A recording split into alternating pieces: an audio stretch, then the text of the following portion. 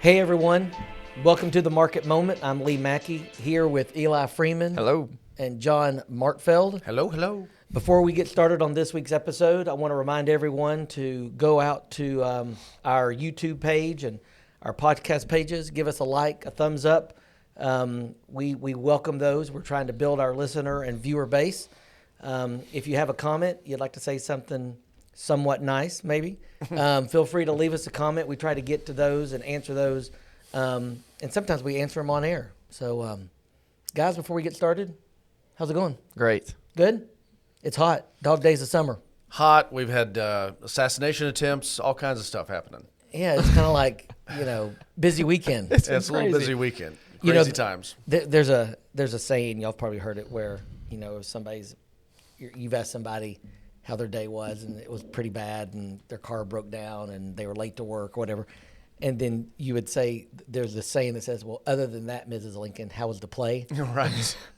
Maybe a bit too soon. We were visiting a wedding. Yeah. I was in the wedding, and we were just about to walk down the aisle right when Trump was shot. Phones started blowing up. Everyone's phones were out right before the bride was supposed to walk down the aisle, which is not what you would design. It's really funny because I told you yesterday that when all of this happened on Saturday evening, my wife and I were watching TV, and I said, it would be horrible if you had a big event this evening, like a wedding. Yeah. I said it would just. you'd almost feel overshadowed by everybody would be on their phones. Right. That's what I told the groom. You almost were married on the day that Trump was assassinated. It's regardless of, this is all we'll talk about politics, but it does kind of remind you how fragile life is. Yeah.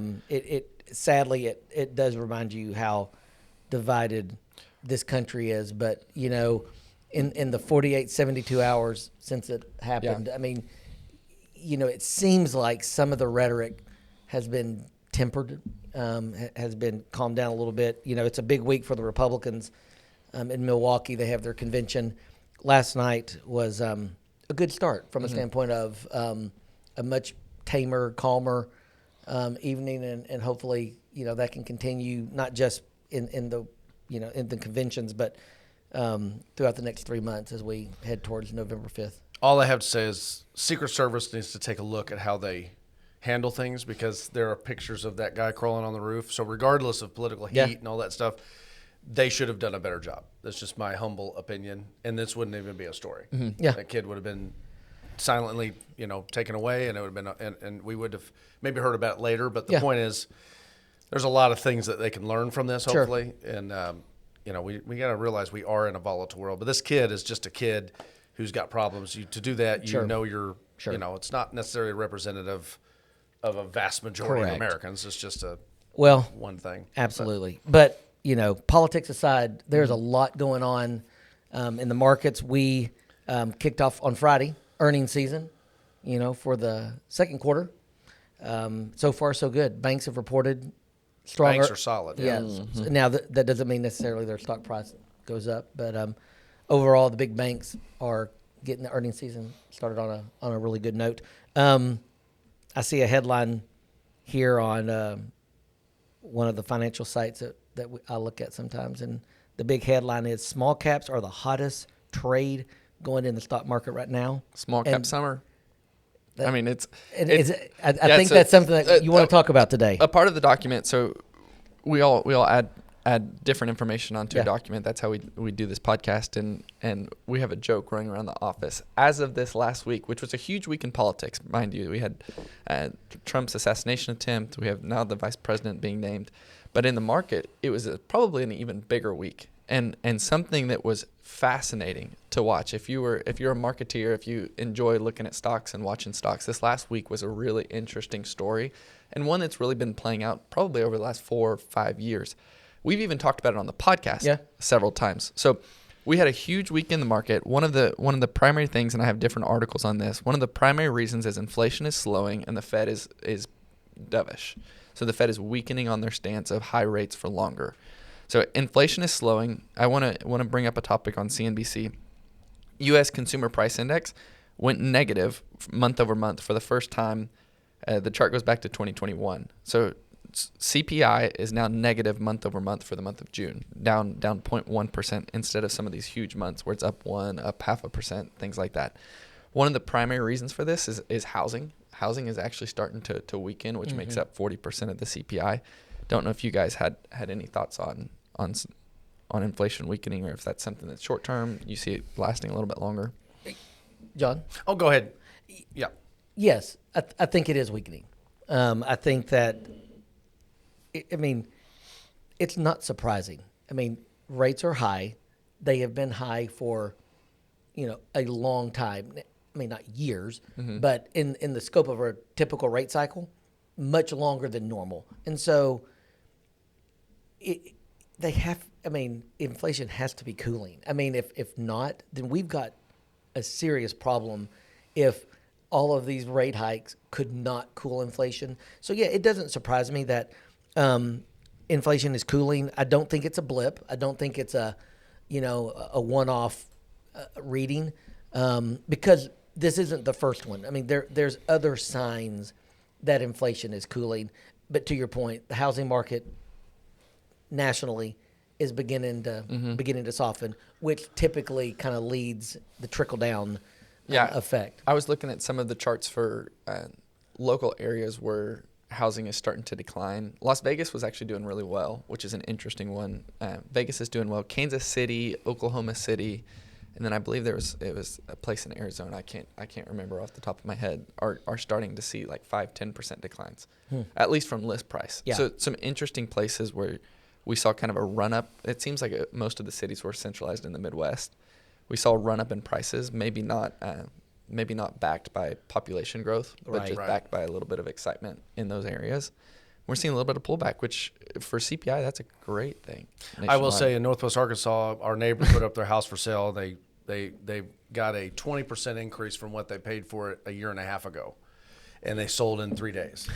And there was a house down the street that sold in about a week with far higher than they paid for it a year and a half ago. And a year and a half ago, so many people were sitting on the sidelines saying, "We'll wait till prices drop because rates are high." Yeah, or rates come down. Yeah, anything. So in some areas it's still hot and everything's fine. My thought on the inflation and my thought on the Fed. So we did get kind of the thought that the Fed now would lower rates in September, and that was the new thing, right? They're going to potentially have the first rate cut in September. So that kind of helped the market go along. I think there's other things that are helping the market along. And I know we're not supposed to bring up politics that much, but I do think that Trump enthusiasm and the polls and so on are leading to some speculation that might end up happening. Trump might win. And I think the markets, there's a little Trump rally going on here too. And I do think that's real. And I do think, and I think that because of the economic, the business side that Trump brings to the presidency. Yeah, I do think that is going to help. If you think Trump is coming into office, which the market now thinks that Trump is coming into office, and you would expect or anticipate that Trump's going to be pushing the Fed to lower rates. Right. And if we're seeing the Fed say things like Powell saying the central bank does not need to wait for inflation to actually reach its 2% target before cutting rates, then you watch. We talked about that. We talked about that last week. I told him that if they waited till it's too late. Yeah.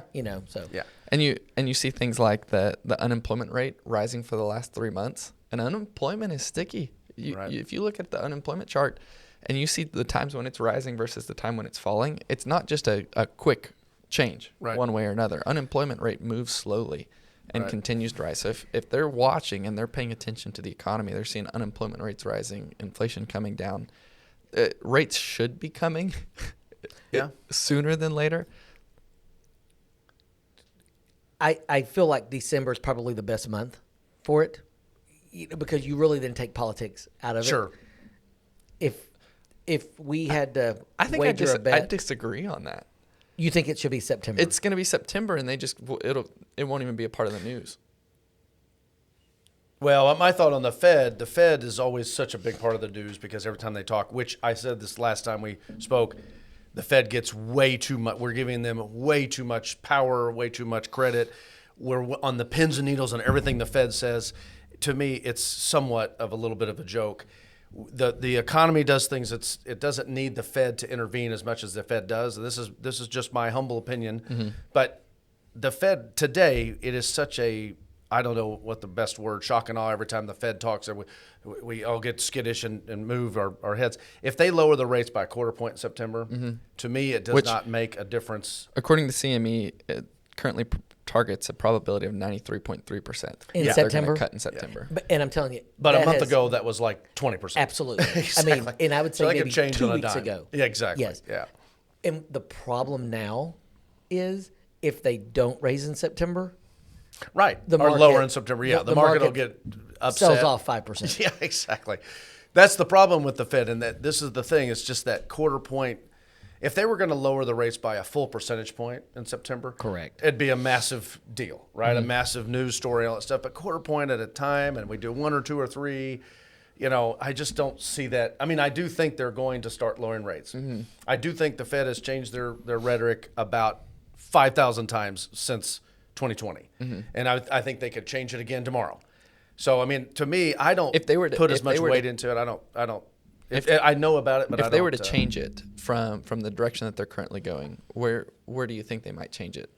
Like, in which direction would they change it? Just staying higher for longer? Well, no, I just think that in the beginning, it was 2% or bust.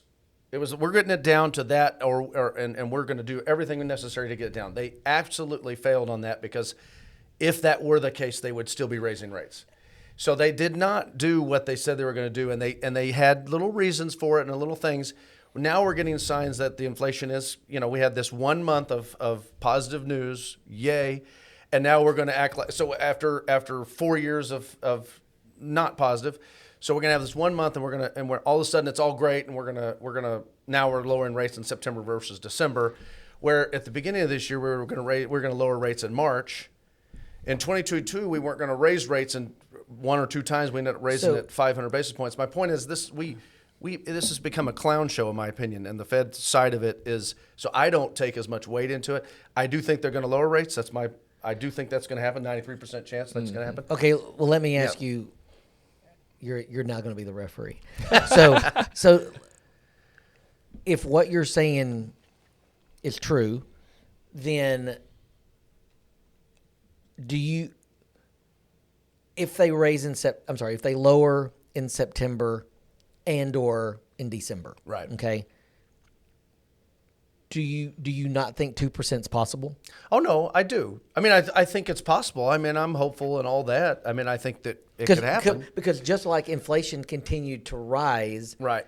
after they began raising, I think that inflation can continue to cool even after they begin lowering. Right. You know why? When inflation causes inflation, right, is that you have Sure. too much supply or too little supply and high demand. So that's causes inflation. One of the ways that demand can fall down is if consumer runs out of money. Unemployment rate rising. Unemployment rate rises, consumers run out of money. So I think that actually will be the catalyst, and I think that's coming. Well, and two, we've it's always happening. said rate hikes typically are a 6 to 9 month lag. Well, Right. I don't think it's much different when you have rate cuts. I mean, it's not like immediately the consumer's going to wake up the next morning and go, Whew, I have so much things more are money great. in my Yeah, pocket. yeah. I mean, now it's perception. It is that warm, fuzzy feeling. But I mean, the consumer's going to be hurting on average for a while, and I think that's what the Fed is thinking. No, and I from think the that's going to standpoint help. of- That's going to help, get that rate cuts going. And I think that's naturally going to happen. I said the last podcast, or whatever, that you're going to have 2 ways to have to have rate cuts. Either we hit our 2% target or we have a recession, right? Well, we're not in either one at this moment, and we don't know if we're going. Maybe we're going to miss the recession. we may miss the two. We may miss the two, and it may all work out just perfectly. And that's what I hope and pray for, right? I mean, I hope that we have I hope nothing ever happens and we continue to motor on and all good. But the logical side of me says that the recession side of it is going to creep in, even if we don't ever get into it. But higher unemployment, less demand because there's less money out there to spend. And that comes from the M2 measure, money supply going down. That comes from credit cards hitting their max limits that they are right now. I mean, consumer debt is at the all-time high. There's some things in there that tell me just logically spending is going to start to fall. So demand will fall, and naturally that creates the opposite of inflation. Yeah. You know, so and the Fed can lower rates. And I'm hoping we lower rates regardless, just to, and that sounds great. That's Hey, like the new thing. Eli, I have a question for you. One thing we've heard over the last week, since small caps have rallied so much, is this market rotation. Mm-hmm. If people don't know what that is, that's typically kind of like what it sounds. We've been in this large Growth. cap, mega cap tech world for so long that the market is rotating out of those things that have worked in the past, and now they're rotating into small caps. To me, I haven't seen a full-blown rotation. I mean, because large cap tech is still doing well. What are your thoughts on, are we seeing a true rotation? Well, I don't know what you would consider a full rotation, but we've sure seen quite Signs. a bit of a rotation. Yeah. And Yeah. if you just look at what's happened since the Federal Reserve, so I kind of queued up a topic moving in that direction. So we'd seen the Federal Reserve turn a little dovish. We've seen inflation start to come down. We've seen unemployment rate rising. So that all leads to a thought or a thesis in the market that the rates are probably going to cut in September and maybe subsequently continue to be cutting until the Federal Reserve says, okay, now let's stop and see how that plays out. What that has done in the market doesn't wait to try and play those trades. Sure. So what we've seen in the market is a pretty drastic change from what we've seen in the last couple of years. So the last couple of years, you've seen the really large, they called it the Magnificent Seven stocks, the 7 largest companies just massively outperforming the rest of the market. From January till June, we had the largest underperformance of small companies relative to large companies. That's huge. So small companies were flat or down, and large companies, the S&P was up 20%, with the large majority of that coming from the Magnificent Seven. Now, this last week, with the news that we have, we've seen a complete rotation of that. The large companies, it was July 10th, July 11th. You saw the S&P down. It was down right at 1%. I remember because I was talking to a client. The S&P was down right at 1%. The Russell 2000, which is primarily your small to medium-sized companies, was up over 3%. So there was a 4% change between large S&P 500 and not only was it that the would be a S&P rotation. 500, Yeah. the equal weight S&P 500 that day was up. Yeah. So S&P 500 market cap weighted, basically saying those really large companies that have drove the market were selling off. People were rotating out of those large companies, moving into even the 493 that aren't those large 7. Right. The S&P X, those 493 was up that day. Russell 2000 was up that day. You look at over the last, let me get this pulled up. Over the last 5 days, you got the S&P equal weight, Russell 2000, and the S&P 500. S&P 500 total return 1.42. Russell 2000 total return 6.6. Equal weight 3.9. So S&P 1.4, equal weight 3.9, small caps 6. It's I don't know what you would consider rotation. I call that a rotation. Well, no, it is a rotation. I guess my point was people aren't ditching the large cap tech. I don't It's know. just If you're a portfolio manager and you've got 300% gains in Sure. Apple, 400% in NVIDIA, why not take some off and go throw it into a hot trade? And what this kind of tells me a little bit is this is cash. I mean, You think? I think it's some of Like it. coming out of money market funds? Yeah, some of it. Interesting. Only because, like today, NASDAQ is up, S&P's up, Dow's up. Now the Russell's up double everything. But, So the Russell, I'll just put my little spin on it. Russell has been underperforming for 15 years. forever. So Yes. this is not, but if you go back to the they Great missed Depression. out on the entire bull rally. Right. You go back to the Great Depression, 100 years of market history, the small cap stocks are the leading returning stocks in history by a long shot. Yes. And for the last 15% of that 100 years, it has underperformed drastically. So in my opinion, like the small cap has a lot of runway here, Yeah. a lot of room to go. And half I of think S&P. we've under invested in small cap. So I'm all on board with the Russell 2000 and the small cap area turning around. I will say this as a Debbie Downer, since you guys love my little Debbie Downerisms. You know, the last two massive recessions we've had, 2000 and 2008, the one kind of thing that happened in both times is we had a small number of stocks that overperformed about a year before the market crashed. So we had a small number, you know, when we're talking right now, 7 stocks that have led this market for a year or longer. But that's it kind of goes back. It pairs with 2000, pairs with 2000 or 1999, pairs with 2007. And I kind of get nervous about that. So I want to see the breadth. I want to see that spread out. Yeah. Like what we're seeing. Yeah. Right. We're seeing it, but this is short-term stuff. When I hear a week, it's up 5% of a week or whatever, and I go back 100 years, a week doesn't mean anything. I want to see a month of this. I want to see 3 months of this. I want to see 6 months of this. And then I'll start. Can't you just be happy? No, I want it to be right. I want it to be working out. And I do think small cap is the place to go. I do like small cap quite a bit.